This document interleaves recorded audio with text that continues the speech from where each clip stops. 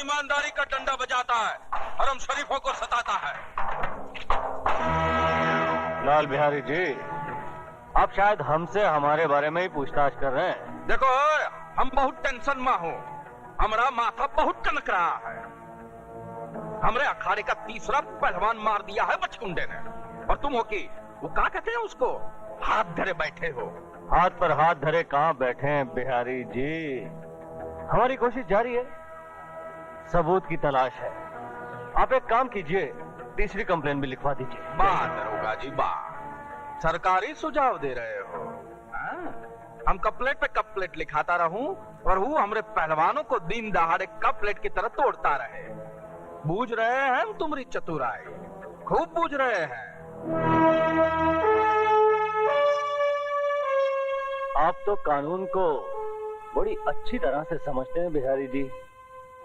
कानून के अखाड़े में बिना सबूत के कोई पहलवानी नहीं चलती, वरना अब तक कई पहलवानों को उठा के चित कर दिया होता हमने। बूझ रहे हैं ना आप? बुझाया, लेकिन जब तक आपको बुझाएगा तब तक हमारा अखाड़ा चटियल मैदान बन जाएगा और वो कल का लौंडा हमारी छाती पे चढ़कर तांडव करेगा। क्यों? बड़े बुड़बक हो। अरे भैया, ये तो वही बता सकेगा ना। मैं आपसे जानना चाहता हूँ, क्यों वो एक एक करके आपके आदमियों को मार रहा है? क्यों वो लाशों की सीढ़ी बनाकर आप तक पहुंचना चाहता है? क्या दुश्मनी उसकी आपसे? दुश्मनी तो आप हमसे निभा रहे हैं, सवाल पर सवाल झपट रहे हैं। कह दिया ना, हमको कुछ नहीं मालूम। मालूम तो है, और मालूम उन बस्ती वालों को भी है जिनकी जबान पर दहशत के ताले पड़े हैं और पैरों में बुज़दिली की बेड़ियां। सच ये है लाल बिहारी कि राजू की बहन का बलात्कार तेरे इशारे पर हुआ है। बकवास मत करो दरोगा जी, तुम्हें हमारी पहुंच का अंदाजा नहीं है। हमारी पहुंच ऊपर तक है। ऊपर वाले तक? फिर तो ठीक है, क्योंकि ऊपर वाले के सिवाय मैं किसी से नहीं डरता। और दोबारा अगर मुझे पहुंच दिखाने की कोशिश की तो उठा के तुझे अंदर कर दूंगा, वो भी बगैर सबूत के, क्योंकि हम इंस्पेक्टर जरा दूसरे किस्म के हैं। चलिए अब यहाँ से, गेट आउट।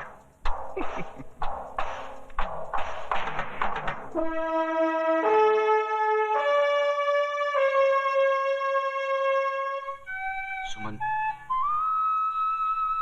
थोड़ी देर बाद हमारे रास्ते अलग हो जाएंगे।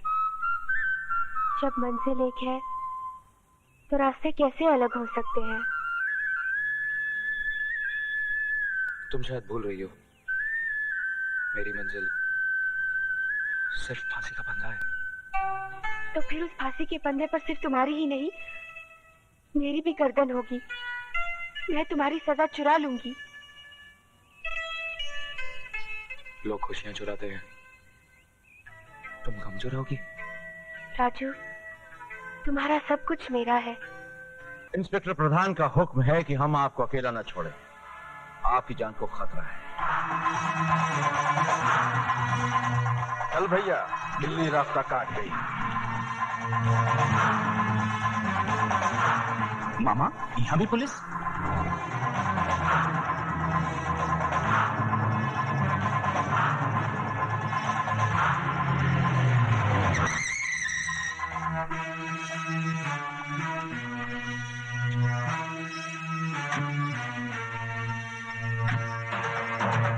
दरोगा जी, ये सब कहा है भैया? हमारा बंगला का गुड़ का ढेला है जो तुम्हारी खाकी वर्दी वाली चींटियों ने घेर रखा है। बिहारी जी, ये चींटियां नहीं है, ये वो खंबे हैं जिन्होंने आपकी जिंदगी के मकान को थाम रखा है, वरना मौत तो इसमें अब तक दाखिल होगी होती है। क्या मतलब? बिहारी जी, उस दिन पुलिस स्टेशन में आपकी बातें सुनने के बाद मैंने बहुत गौर किया, तो मुझे एहसास हुआ कि आप ठीक थे। दरअसल राजू गलत है। बहन की मौत ने उसे पागल कर दिया है, एक तूफान बना दिया है। और वो तूफान जुर्म के रास्ते कभी भी आपके घर तक पहुंच सकता है। तो आपका खड़े खड़े वर्दी को धूप दिखा रहे हैं? भैया जाइए ना, पकड़िए ना मुजरिम को। उस मुजरिम को पकड़ने के लिए तो ये जाल बिछाया है। अरे लेकिन ये जाल हमरे सर पे तो न धरो भाई। उधर हमरे अखाड़े पे पहरा, इधर हमरे घर पे पहरा। इन परिस्थितियों में हमरे स्कूल के विद्यार्थियों का क्या होगा? उनकी कंपटीशन का क्या होगा? कंपटीशन? कसाई के सपनों में हमेशा बकरा ही नजर आता है। अरे भैया, कंपटीशन का मतलब होता है परीक्षा। जैसे विद्यालय में परीक्षा होता है ना, बिल्कुल वैसे ही हम भी अपने पैर पैतरा स्कूल में विद्यार्थियों को आपस में लड़ाते हैं, और जो जीत जाता है उसको सर्टिफाई करके बाहर भेज देते हैं। बुझाया?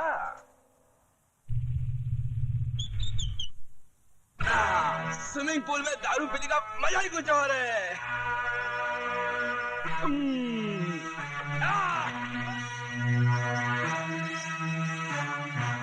क्या तकदीर है भाई। पहले ये स्विमिंग पूल में सुंदर सुंदर कन्याएं नहाया करती थी, अब ये भैंसा जल क्रीड़ा कर रहा है।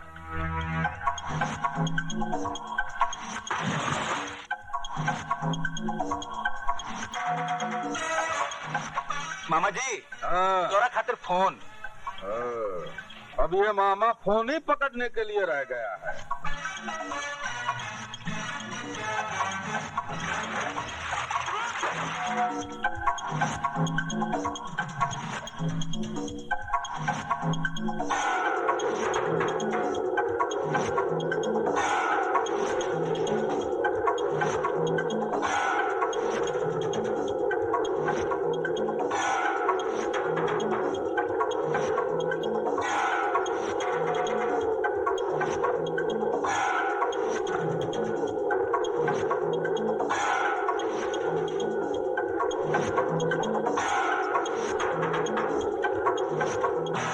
भैंसा कहाँ गया भाई?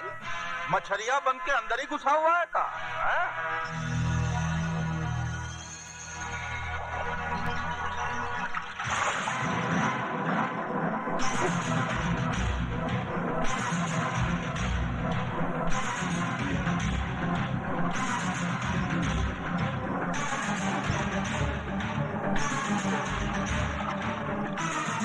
ये जानते हुए कि वहाँ पुलिस का पहरा है, तुम्हें क्या जरूरत थी अपने आप को खतरे में डालने की? अगर तुम्हें कुछ हो जाता तो... कुछ नहीं होगा मुझे, और अगर होता है तो हो जाए। अभी भी उन दो हरामजादों की गर्दनें मेरे हाथों से दूर है। समझ में नहीं आता उन दो सांपों को बिल से बाहर कैसे निकाला जाए। इसकी तरकीब भी मैंने निकाल ली है बेटे। मेरे पास वो बीन है जिसकी आवाज तो क्या, उसकी शक्ल देखते ही वो दोनों बिलों से निकलने पर मजबूर हो जाएंगे।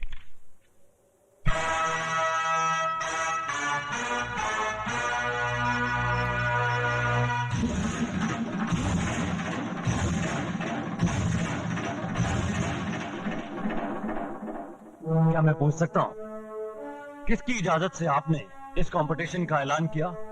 शहर की तमाम दीवारों पर ये पोस्टर्स लगे हुए हैं। दरोगा जी, तुम शकल से तो इतने बुड़बक नहीं लगते जितने बनने की कोशिश कर रहे हो। अरे भैया, हम तो दिन रात तुम्हारी नजर के पहरे में हूँ। हम कैसे पोस्टर छपवा कर लगा सकता हूँ? ये ससुरा कंपटीशन कैसे लड़ सकता है? ये तो हमारे स्कूल का विद्यार्थी है ही नहीं, ये तो राजू है।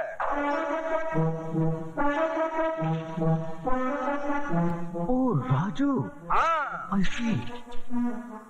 हम इंस्पेक्टर जरा दूसरे किस्म के हैं। बिहारी जी, आप एक काम कीजिए, आप कंपटीशन की तैयारियां शुरू कीजिए। राजू को गिरफ्तार करने के लिए आपके अखाड़े से अच्छी जगह हो ही नहीं सकती। अरे नीचे रखो। क्या हो गया? शर्म नहीं आती का? इधर तुम शराब पी रहे हो और उधर प्रधान हमारा खून। पुलिस वाले होकर राजनीति खेलते हो। भूले नहीं ना हो, हम भी बिहार का हूँ। यूपी बिहार में बच्चा माँ की कोख से राजनीति सीख कर निकलता है। ऐसा राजनीति पैतरा लगाऊंगा कि तुम्हारा प्रधान प्रधानी भूल जाएगा। मतलब नहीं समझा। जब अकल बट रही थी तब हफ्ता लेने गया था तू। हाँ? ये ले, और मेरी बात गौर से सुन। हाँ, तूने कहा था ना राजू की माँ डॉक्टरनी के पास है। उठा ला साली को, और उसका लौंडा है ना, उसको अखाड़ा पहुंचने से पहले ही नरक पहुंचा दिया। उसकी माँ अखाड़े में राख डालकर गई थी। हम उनके चरण कमलों में उसके बेटे की लाश अर्पण करेंगे।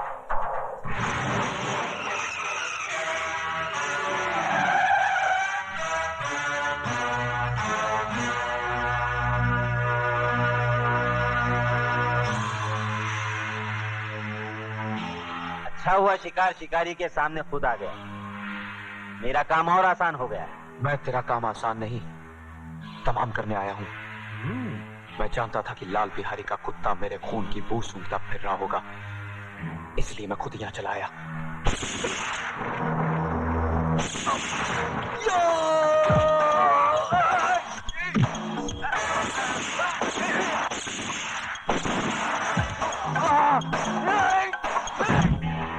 अब गोलियां भी खत्म हो चुकी हैं।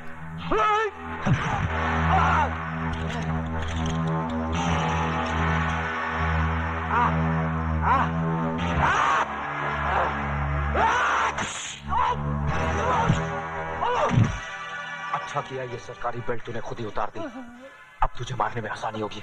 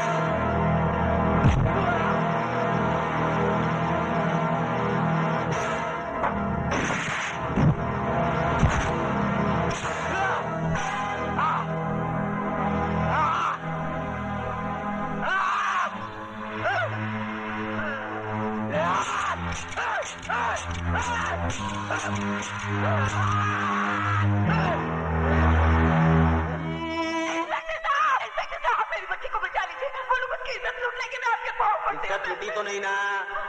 जब इज्जत लुट जाएगी कंप्लेंट लिखाने चली आना। क्या कमीने?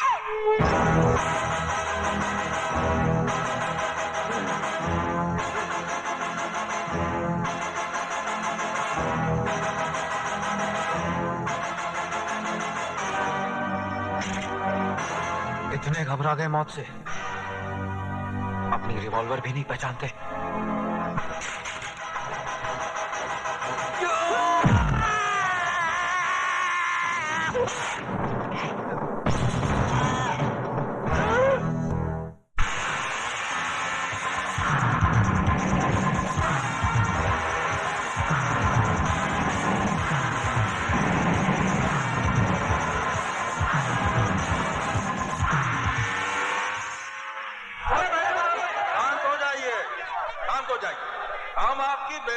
परेशानी का कारण अच्छी तरह जानता हूं, लेकिन जिस पहलवान ने तमाम शहर में पोस्टर छपवाकर यह ढिंढोरा पिटवाया है कि उसने सिर्फ दुर्योधन से ही मार खाने का, हड्डी तुड़वाने का इरादा कर लिया है, अगर वो पहलवान ही नहीं आया तो ये खेल कहां से होगा?